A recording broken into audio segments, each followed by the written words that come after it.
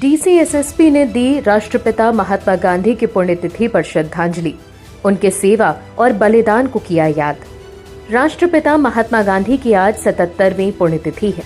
इस अवसर पर धनबाद के उपायुक्त Madhavi Mishra, SSP HP Janardan, SDM, ADM law and order समेत तमाम आला अधिकारियों ने धनबाद के कमांडिंग बिल्डिंग स्थित गांधी चौक और गांधी सेवा सदन में बापू की प्रतिमा पर माल्यार्पण कर उन्हें श्रद्धांजलि अर्पित की। सभी ने राष्ट्रपिता महात्मा गांधी के सेवा और बलिदान को याद किया। गांधी सेवा सदन में बापू को संगीतमय श्रद्धांजलि अर्पित की गई। गांधी जी की आज 77वीं पुण्यतिथि मनाई जा रही है, क्या कहेंगे, क्या संदेश देना चाहेंगे? देखिए, गांधी जी की पुण्यतिथि के अवसर पर उनके विचारों को आत्मसात करने की जरूरत है।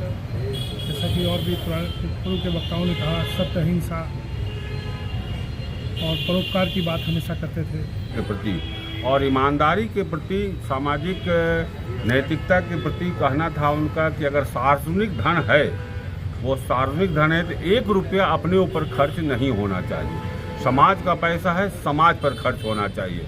काश इन विचारों को आज के लोग यदि अपना लेते तो आज इतना भ्रष्टाचार का आलम नहीं होता। उनका जो सोच था हिंसा और अहिंसा के प्रति, जो अहिंसा की बागडोर उन्होंने कभी छोड़ा नहीं, अहिंसा का दामन। आज तब रूस और यूक्रेन जल नहीं रहा होता, इजराइल, हमास और गाजा जल नहीं रहा होता।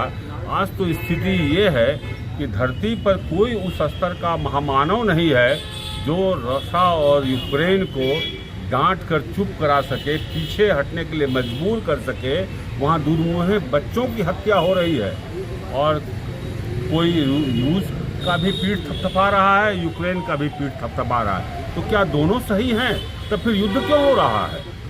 आज सोचने की ज़रूरत है। आज हमको हिंसा कहाँ ले गई है, सत्ता की भूख हमको कहाँ ले जा रही है।